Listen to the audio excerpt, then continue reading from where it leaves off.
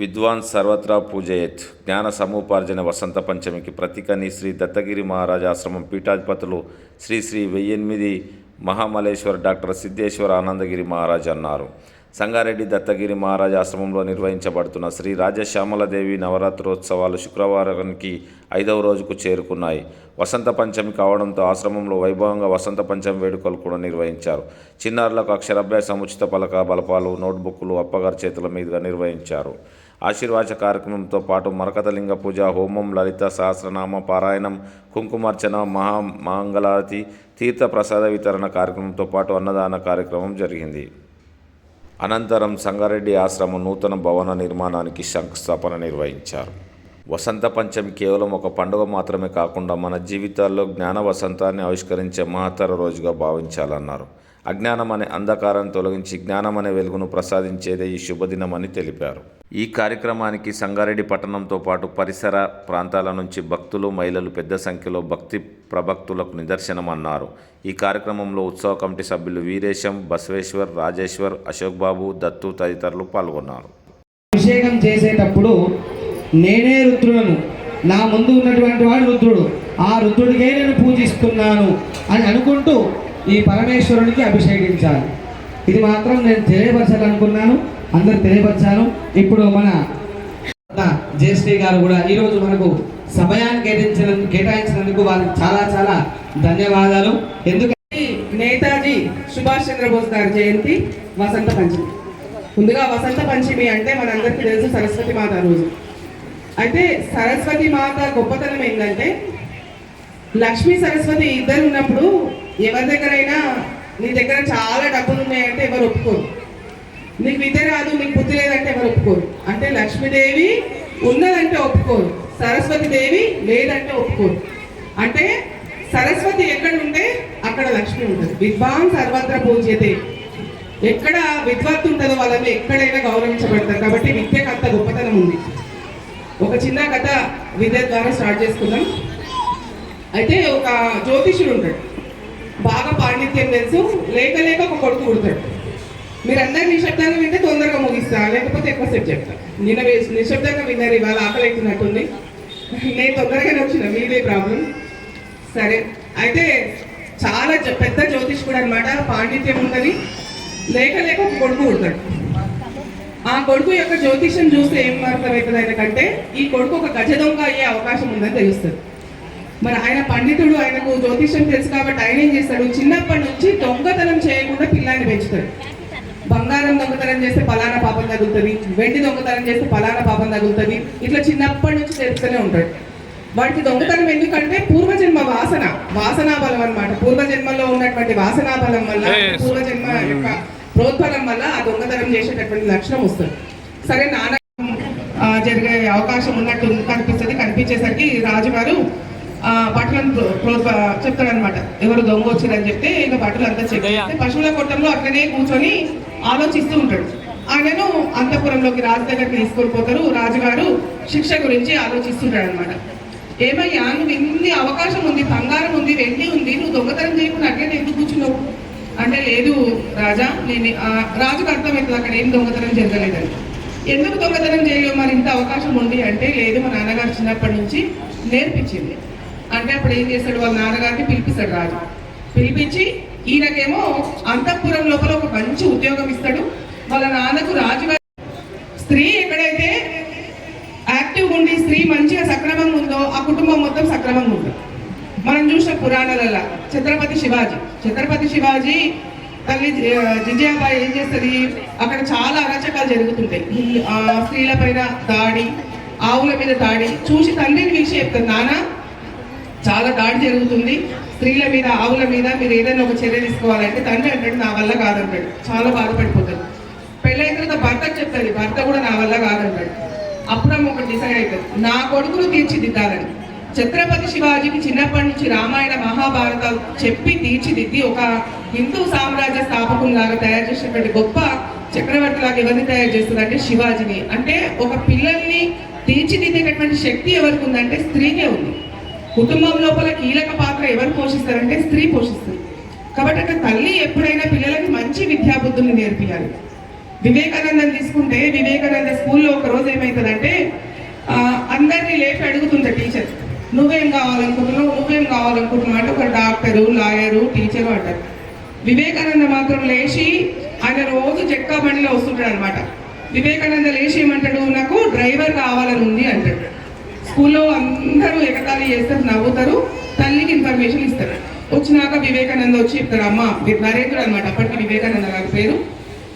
అమ్మ అందరు చూసిన స్కూల్లో నవ్వేరు, డ్రైవర్ అంటే అంత చీపా, నేను రోజు చెక్కా బండిలో పోతా కదా, నాకు అట్లా అనిపించింది అంటే తల్లి ఏం చేస్తుంది, ఏమ్రా డ్రైవర్ అయితే అంటవేంది, అది చిన్న జాబు అని ఆమె చీత్కరించదు. పూజా మందిరంలోకి తీసుకెళ్ళి కృష్ణ పరమాత్ముని యొక్క రథము ఆ 4 గుర్రాలను చూపించి ఇట్లాంటి డ్రైవర్ కావాలి నువ్వు. కృష్ణ పరమాత్మ ఎలాంటి డ్రైవరు, ధర్మ అర్థ కామ మోక్షాలని నడిపించినటువంటి డ్రైవరు, అట్లాంటి రథ సారథి కావాలని తల్లి చెప్పిన మాటకే కదా వివేకానంద మరి ప్రపంచ దేశాల లోపల అమెరికాలో వెళ్ళి భారతదేశ సత్తా చాటిండు. అంటే మూలం ఎక్కడి నుంచి పడుతుంది, మూలము తల్లి దగ్గర నుంచి పడుతుంది, బీజం అనేది తల్లి దగ్గర పడుతుంది. వివేకానంద అంత గొప్పవాడు కావడానికి తల్లి చిన్నప్పుడు ఏంద్రా డ్రైవర్ ఏం జాబ్ రాని ఒక చెంప మీద వేస్తే అంత గొప్పవాడు కాకపోయేవాడు. కానీ తల్లి ఏం చేసింది, ఆ చెప్పినటువంటి దాని లోపలనే కృష్ణ పరమాత్ములాగా రథసారథిగా ధర్మార్థ కామ మోక్షాన్ని నడిపించన్నాడు. నిజంగానే వివేకానంద ధర్మార్థ కామ మోక్షాన్ని నడిపించిండు. అంటే తల్లి చెప్పిన వెన్నతో పెట్టిన విద్య అంటారు, ఉక్కుపాలతో తల్లి చెప్పినటువంటి విద్య ఖచ్చితంగా పిల్లలకి ఇమిడింపబడుతుంది. కాబట్టి మనం తల్లిదండ్రులం పిల్లలకి మంచి విద్యాబుద్ధితో పాటు సంస్కారాన్ని నేర్పిస్తున్నారు. ధ్రువోపాఖ్యానం అందరికీ తెలిసే ఉంటుంది. ఉత్తరపాదులు పరమాత్ముడు నీ చేత చేయిస్తున్నాడు. మనకు అహంకారం పోవాలంటే మనం ఒకటే మంత్రం, నా చేత పరమాత్ముడు చేయిస్తున్నాడు. నేను ఎంత బాగా స్పీచ్ చెప్పినా అంటే వేస్ట్, నా చేత పరమాత్ముడు చెప్పిస్తున్నాడు. ఆయన చేయించకపోతే మనం ఏం కూడా చేయం. మనం కనీసం శివునాంటే లేని చీమైన ఒక చిన్న కీటకం ఇంకా ఫాస్ట్గా వెళ్తుంటాడు. వేదవ్యాసుడు అనుకుంటాడు, నేనంటే రాజుగారు పిలిచిండు, 4 వేదాలు రాసిన, మహాభారతం రాసిన, నేనంటే గొప్పవాణ్ణి, మరి చిన్న పక్షికి ఏమాత్రం ఉంది అట్లా పోతుంది అన్న పక్షితో మాట్లాడతాడు.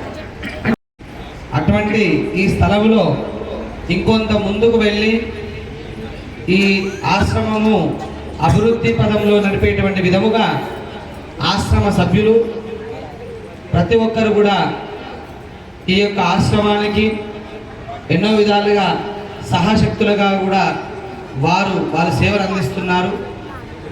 అయితే ఈరోజు వసంత పంచమి సందర్భంగా అప్పగారి సంకల్పం మేరకు పూజ్య శ్రీ గురుదేవులైనటువంటి వైరాగ్య శిఖామణి అవధూతకి మహాస్వామి వారు కొంత సమయానుకూలంగా శ్రీశైలంలో 2 తారీఖు కార్యక్రమం ఉన్నందున అక్కడ ఈఓ గారికి డిపార్ట్మెంట్ వాళ్ళకి కూడా ఆహ్వానించేందుకు కూడా అక్కడికి వెళ్ళారు. వారు రాలేని స్థితిలో ఉన్నా కానీ చిన్నప్ప గారి ఆధ్వర్యంలో భూమి పూజ వచ్చే సంవత్సరం వరకు కూడా ఇది ఒక అంతస్తుగా పెరిగి ఆ అంతస్తులోనే రాజశ్యామలాదేవి నవరాత్రులు చేయడానికి సంకల్పించుకున్నారు కమిటీ సభ్యులు.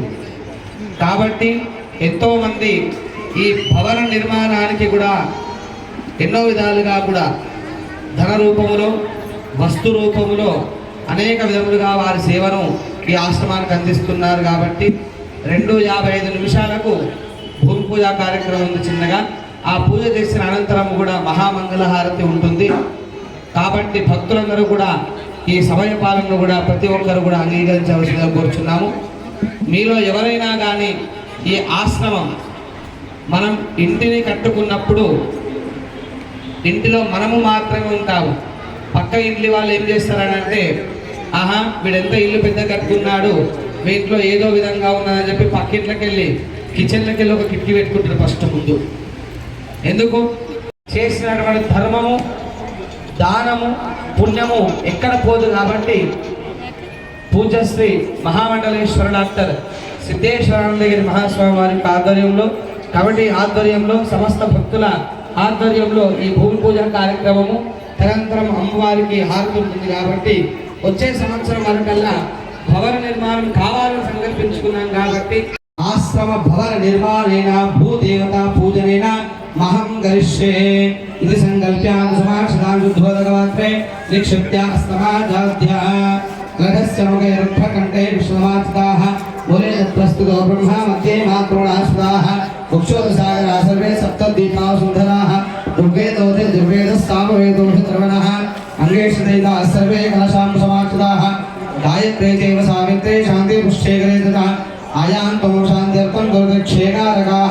श्री महागणाधिपतये नमः।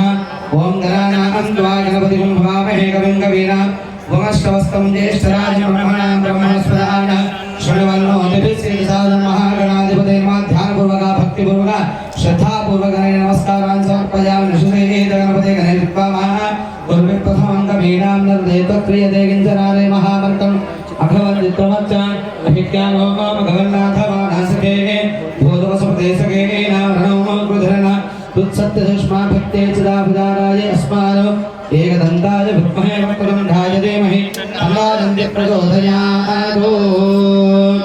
महागौरी गणाधिपतये नमो नमः। शुद्धोदक स्नान समर्पयामि पुष्पपरिकल्पयामि दिव्या परिमलगन्धान्तरायणामर्दनं समर्पयामि स्नानं समर्पयामि पुष्पैः पूजयामि नानाविधपरिमलपत्रपुष्पाणि बिल्वदलानि समर्पयामि दिव्यधूपमाग्रापयामि साक्षात् प्रत्यक्षदीपं दर्शयामि धूपदीपानन्तरं शुद्धाचमनीं समर्पयामि रक्षासूत्रेण परिवेष्टितं निधाय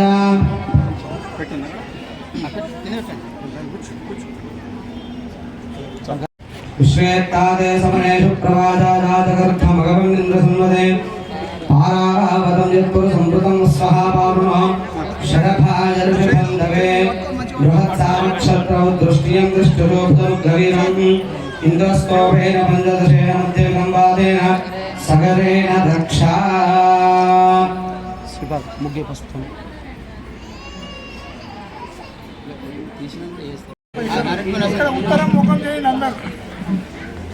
ओम भूमिर्भूमादिर्वर्णान्तरिक्षं महित्वा उपस्थेते वेदिदेक्रमण्डागमन्ना ध्यायादरे ओम ध्रुवन्ते राजा वर्णो ध्रुवन्ते वो बृहस्पतिः ध्रुवन्त इन्द्रशाग्निश्च राष्ट्रं धारयतां ध्रुवं ध्रुवेण हविषा वर्धयन्तः ध्रुवन्तेर्वा वर्धयन्तः ध्रुवेणागत्य दुर्गणः ध्रुवेण ब्रह्मणस्पदः इंद्राणिषेभयोरस्याम् देवता प्रतिगृह्णदेशाम् देवतानां प्रसीदत्वं देवतानां यो मां प्रतिष्ठितः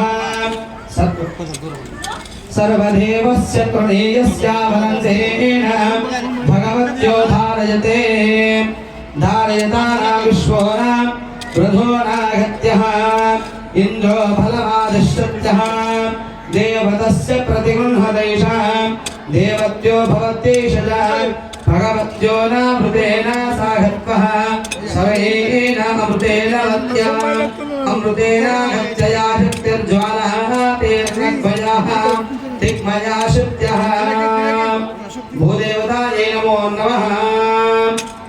भूमिर्भूम्नादौरणन्तरिक्षं महित्वा उपस्थेते देविदिदेकमन्नाभवन्नः ध्यायाददेवादेवोः पृष्ठरक्रमेण संवादं पुनः पितरं जपयं शुभः विपुंशद्धामविराजते वाक्पतङ्गादिश्रये प्रत्यस्य महद्युभिः अस्य प्राणाधपारत्यन्तश्चरदोदनः व्यक्षन्महिषस्सुमः यस्मः गृद्धपरो भवन्यनः यदवत्पयामसे तत्ते मन्यवरोक्तस्या पृथिवीमनुद्गसे आदित्या विश्वे तद्देवा वसवस्या समाभरन् मेधे देवी वसुन्धरा स्यात् वसुधा देवी वासवी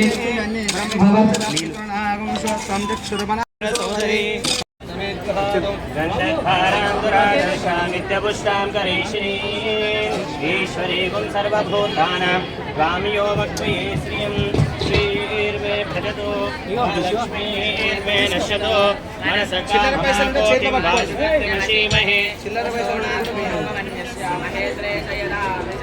कर्तमेन प्रजा भूयामहि सम्भवकर्तमान् श्रियं वासयमे कुलेमातरं पद्ममारे आपश्चरन्तु इग्धाने चिक्लीतवसमे गृहे निचते पुष्करिणीं पुष्टिं पिङ्गलां पद्ममालिनीं चन्द्रामिरन्महीं जातमेनो ममावः यस्यामिरण्यं प्रबोधं गावोधाशोऽश्वान् विन्देयं पुरुषानहम्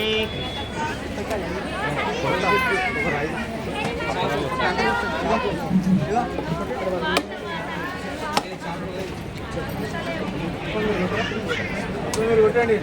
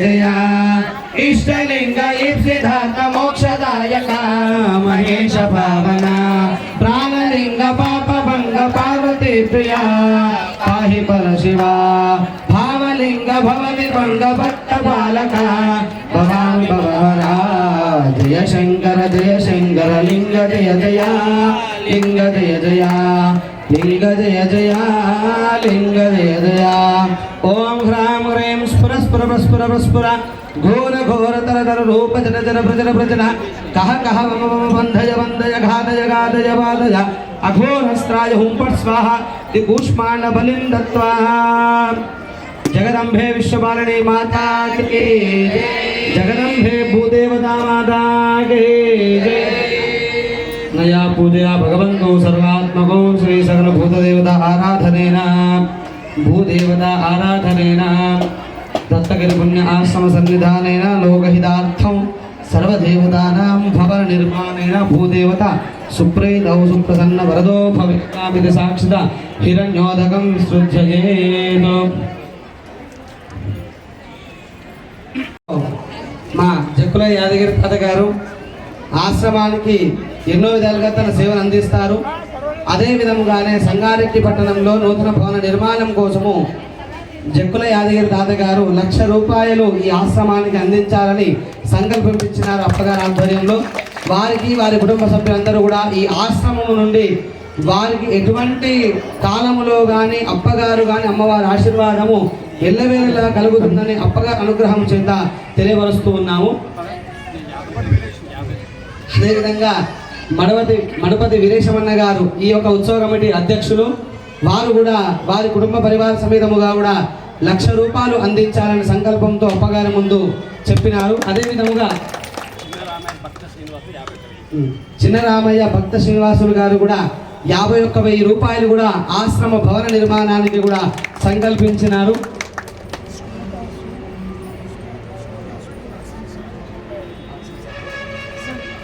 శ్లోకా స్కూల్ అసన్సార్ గారు కూడా వారి కుటుంబ సభ్యులతో కలిసి 25,000 రూపాయలు ఈ ఆశ్రమానికి భవన నిర్మాణం కోసం కూడా అందిస్తూ ఉన్నారు. అదేవిధముగా కొవ్వూరి రాములు గారు కూడా ఈరోజు పూజలో పాల్గొన్నటువంటి వారు కూడా 51,000 రూపాయలు కూడా భవన నిర్మాణానికి అందించడం జరుగుతున్నది. అదేవిధముగానే ఈ మహత్తర కార్యక్రమానికి ఇన్ముందు కూడా అందరూ చేసి తమ వంతు సహాయంగా ఆయన వస్తు రూపంలో ధన రూపంలో కూడా సహకరిస్తూ అనేక విధములుగా కూడా ఆశ్రమంలో ఉపయోగపడుతుంది. ప్రతి ఒక్కరు కూడా ఆపద సమయంలో కానీ శుభ సమయంలో కానీ అందరికీ కూడా ఆశ్రమం అనేది కూడా అందరికీ ఉంటుంది. కాబట్టి ఆశ్రమాన్ని దృష్టిలో పెట్టుకొని ఈ ఆశ్రమ అభివృద్ధి కొరకు సమస్త భక్తులందరూ కూడా తోడ్పడవలసిందిగా మనస్ఫూర్తిగా వేడుకుంటున్నాము. ఇప్పటి వరకు కూడా అందించిన భక్తులకు కూడా అప్పగారి ఆశీర్వాదము అమ్మవారి యొక్క అనుగ్రహం కూడా పరిపూర్ణంగా ఉండాలని తలుస్తూ ఇప్పుడు అమ్మవారి యొక్క మహామంగళ హారతి తదుపరి తీర్థ ప్రసాద వితరణ ఉంటుంది. ప్రతి ఒక్కరు కూడా మహామంగళ హారతి తీసుకొని అన్నప్రసాదం స్వీకరించి వెళ్ళవలసిందిగా కోరుచున్నాము.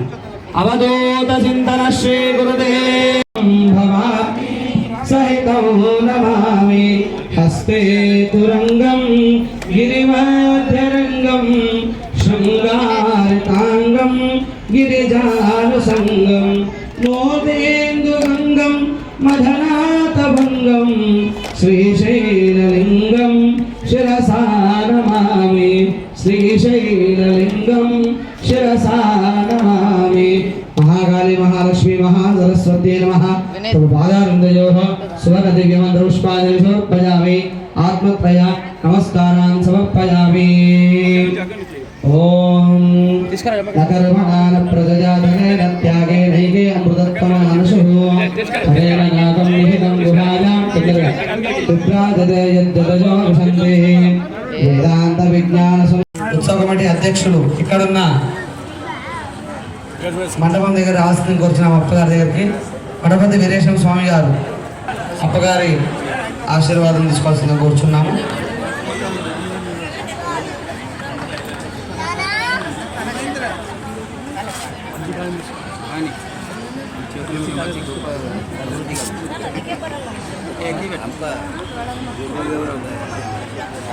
శ్రీ గురుభ్యో నమః. సంగారెడ్డి పట్టణం నందు శ్రీ దత్తగిరి మహారాజ్ ఆశ్రమంలో రాజశ్యామలాదేవి నవరాత్రి మహోత్సవాలు 19వ తారీఖు నుంచి 20వ తారీఖు వరకు నిర్వహించడం జరుగుతుంది.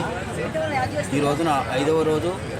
ఈరోజు వసంత పంచమిని పురస్కరించుకొని ఉదయం నుంచి మరకతి లింగానికి రుద్రాభిషేకము మరియు రుద్రహోమము, సరస్వతి అమ్మవారికి పూజా కార్యక్రమము, మరి కుంకుమార్చన, అమ్మవారికి మహామంగళారతి ప్రసాదం ఇప్పుడే నిర్వహించడం జరుగుతుంది. ఈరోజు విశేషంగా ముఖ్యంగా ఏంటంటే వసంత పంచమి రోజు అమ్మవారు జయంతి, అమ్మవారు ఉద్భవించినటువంటి రోజు సందర్భంగా చిన్నారులకు ఇంచుమించు 200 మంది విద్యార్థులందరికీ కూడాను ఆశ్రమం తరపు నుంచి ఉత్సవ కమిటీ నుంచి వారికి అక్షరాభ్యాసం నిర్వహించడం జరిగింది. ఇప్పుడు అక్షరాభ్యాసం అయిపోయింది. ఇప్పుడే మంగళహారతి అవుతుంది. ఇది నెక్స్ట్ రేపు ఆదివారం రోజున కూడా రథసప్తమి పురస్కరించుకొని కార్యక్రమం ఉంటాయి. మరియు 28వ తారీఖు చండీ మహాయాగం ఉంది. 5 యజ్ఞగుండాలతోటి ఇక్కడ చండీ యాగం ప్రతి సంవత్సరం నిర్వహిస్తున్నారు. ఈ సంవత్సరం నిర్వహిస్తారు. ఈ రాజశ్యామలదేవి యొక్క వ్రతం చేయడం ముఖ్య ఉద్దేశం ఏంటంటే ఎవరైనా రాజ్యం పైన అధికారం కావాలి అంటే ఇది కోరిక, అంటే నేను రాజ్యాధికారాన్ని నేను పొందాలి అనేటటువంటి వారు తప్పకుండా ఈ యొక్క రాజశ్యామల యొక్క వ్రతాన్ని చేయడం జరుగుతుంది. పూర్వము రాజులు కూడాను ఈ యొక్క వ్రతాన్ని చేసి దిగ్విజయం చెందినట్టుగా చరిత్ర చెప్తుంది. కాబట్టి ఈ దత్తగిరి మహారాజ్ ఆశ్రమంలో ప్రతి సంవత్సరం కూడాను అవధూతగిరి మహారాజ్ యొక్క ఆశీస్సులతో ఉత్సవ కమిటీ వారి యొక్క ఆధ్వర్యంలో సంగారెడ్డి పట్టణం యొక్క భక్తుల యొక్క సహకారంతో ఇవన్నీ కార్యక్రమాలు నిర్వహించడం జరుగుతుంది. కాబట్టి భక్తులందరూ కూడాను ఈ యొక్క కార్యక్రమానికి విచ్చేసి ఈ యొక్క కార్యక్రమం దిగ్విజయం చేయాలని తెలియజేస్తున్నాం. వచ్చినటువంటి భక్తులందరూ కూడాను భక్తులందరికీ అమ్మవారి యొక్క ఆశీస్సులు అనుగ్రహం మీ అందరిపైన ఉండాలని తెలుస్తూ ఓం పూర్ణమద పూర్ణమిదం పూర్ణాత్ పూర్ణముదచ్యతే పూర్ణస్య పూర్ణమాదాయ పూర్ణమేవాశిష్యతే. ఓం శాంతి శాంతి శాంతి. అంతేకాకుండా ఈ రోజున భవన నిర్మాణం గురించి భూమి పూజ చేయడం జరిగింది. ఈ రోజున దానికి నలుగురు సభ్యత్వం తీసుకోవడం జరిగింది. జక్కుల యాదగిరి గారు, మరి భక్త శ్రీనివాస్ గారు, మరి కొవ్వూరు రాములు గారు, మా ఆశ్రమ అధ్యక్షులు మడపతి వీరేశం గారు, అదే రీతిగా అసద్ గారు, హసన్ గారు కూడాను శ్లోకా స్కూల్ వారు యొక్క సభ్యత్వం తీసుకోవడం జరిగింది. అదే రీతిగా ఒక సంగారెడ్డి పట్టణంలో ఒక వేద విద్యను ముందుకు తీసుకెళ్ళాలి, మన సనాతన ధర్మాన్ని ముందుకు తీసుకెళ్ళాలి తపంతో ఒక వేద విద్యాలయాన్ని ఏర్పాటు చేసి భక్తులందరికీ కూడాను ఈ యొక్క వేద విద్యను ప్రతి ఒక్కరిలో తీసుకెళ్లాలని తపనతో ఇక్కడ భవన నిర్మాణం చేయాలని సంకల్పించడం జరిగింది. కాబట్టి దీనికి భక్తులందరూ కూడా సహకరించి ముందుకు తీసుకెళ్లి ఆశ్రమ నిర్మాణంలో మీరందరూ భాగం పంచుకోవాలని తెలియజేస్తూ ఓం పూర్ణమద పూర్ణమిదం పూర్ణాత్ పూర్ణముదచ్యతే పూర్ణస్య పూర్ణమాదాయ పూర్ణమేవాశిష్యతే. ఓం శాంతి శాంతి శాంతి.